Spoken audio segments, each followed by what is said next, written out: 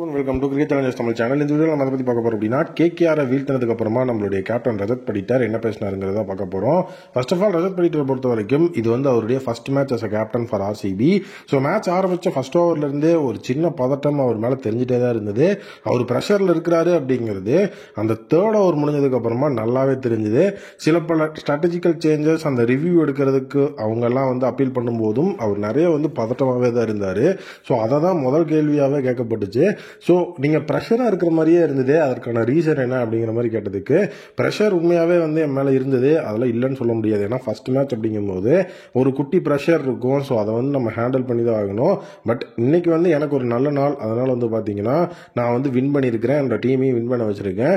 So இது ஒரு good day தான். ஸோ அது மட்டும் இல்லாமல் பார்த்தீங்கன்னா என்னோட மைண்டில் வந்துட்டு நிறைய விஷயங்கள் ஓடிட்டு இருந்தது. சுயாஷ் சர்மா வந்துட்டு ரன்ஸ் கொடுத்துட்டே இருக்கிறாரு. பட் ஆனால் வந்து பார்த்தீங்கன்னா அவர் வந்து எங்கள் டீமோட மெயின் விக்கெட் டேக்கிங் பவுலர் அப்படின்னு தான் நாங்கள் அவர் வச்சிருந்தோம். அப்போ ஒரு ரன்ஸ் கொடுத்துட்டே இருக்கும்போது ஸோ எப்படி வந்துட்டு அவரை நம்ம யூஸ் பண்ணுறது அப்படிங்கிற மாதிரி நிறைய பேர் வந்து அங்கே கொஸ்டின் எழுப்புறாங்க. பட் நான் அவரை பேக் பண்ணேன். குர்னால் அதுக்கப்புறம் வந்துட்டு சுயாஷ் சர்மா ரெண்டு பேர்த்துக்குமே வந்து பார்த்தீங்கன்னா கிரெடிட்ஸ் கொடுக்கணும். ஸோ ரெண்டு பேருமே வந்துட்டு சூப்பராக வந்து மேட்சை வந்து நம்ம கைக்குள்ளே கொண்டு வந்தாங்க. ஏன்னா 13வது ஓவர் வரைக்குமே பார்த்தீங்கன்னா கேகேஆரோட கையில் தான் மேட்ச் இருந்தது.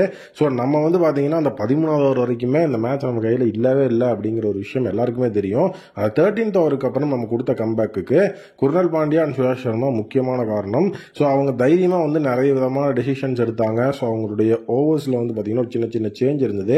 அந்த விக்கெட்ஸ் எடுத்தே ஆகணும் அப்படிங்கிற மைண்ட் செட் வந்து பார்த்தீங்கன்னா உண்மையாகவே வந்துட்டு ஒரு ரொம்ப அமேசிங்கான ஒரு மைண்ட் செட்டு. ஸோ அதுக்கப்புறம் கோலியை பற்றி கண்டிப்பாக பேசியே ஆகணும்.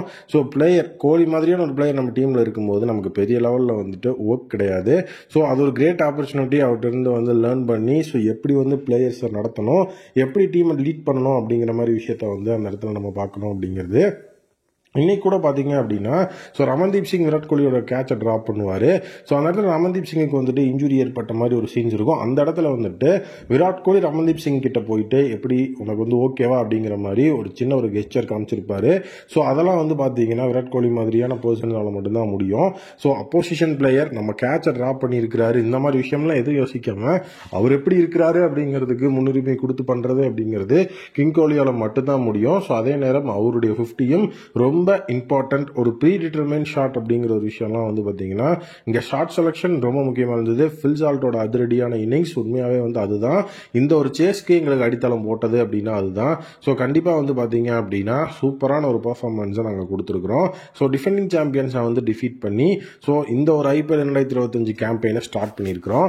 ஸோ கண்டிப்பாக அப்கமிங் மேட்சஸ் எல்லாமே வந்து பார்த்தீங்கன்னா நமக்கு வந்து ஒரு பெரிய லெவலில் வந்து ஒரு நல்ல பர்ஃபார்மன்ஸை கொடுத்தாகணும் அப்படிங்கிற ஒரு மைண்ட் செட்டில் தான் நாங்கள் இருக்கோம். ஸ்பின் அப்படிங்கிறது வீக்காக இருக்குது ஆர்சிபிக்கு அப்படிங்கிற மாதிரி சொன்னாங்க. பட் அதுக்கு ஃபர்ஸ்ட் மேட்சே வந்து பதில் சொல்லியாச்சு. Krunal Pandya main man of the show. So அவர் தான் வந்துட்டு மேன் ஆஃப் த மேட்சும் வாங்கியிருக்கிறாரு. ஸ்பின் வீக்காக இருக்கிற டீம் அப்படின்னு சொல்லி சொன்னதுக்கு ஃபர்ஸ்ட் மேட்சே ஒரு ஸ்பின்னர் வந்து மேன் ஆஃப் த மேட்ச் வாங்கி ஸோ நாங்கள் எதுலேயுமே வீக் கிடையாது அப்படிங்கிறத ப்ரூவ் பண்ணியிருக்கிறோம். ஸோ கண்டிப்பாக வந்துட்டு அதே மாதிரி அப்கமிங் மேட்சஸ்லையும் வந்து செயல்பட்டு தி பெஸ்ட் நாங்கள் கொடுப்போம் அப்படின்னு வந்து சொல்லியிருக்கிறாரு. ஸோ அவங்க எல்லாருமே நல்ல ஃபார்மில் தான் இருக்காங்க.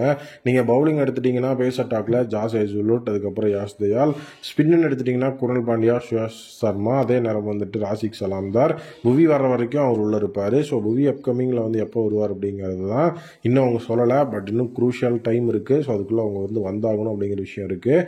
வெயிட் பண்ணி பார்ப்போம் என்ன நடக்குது அப்படின்னு.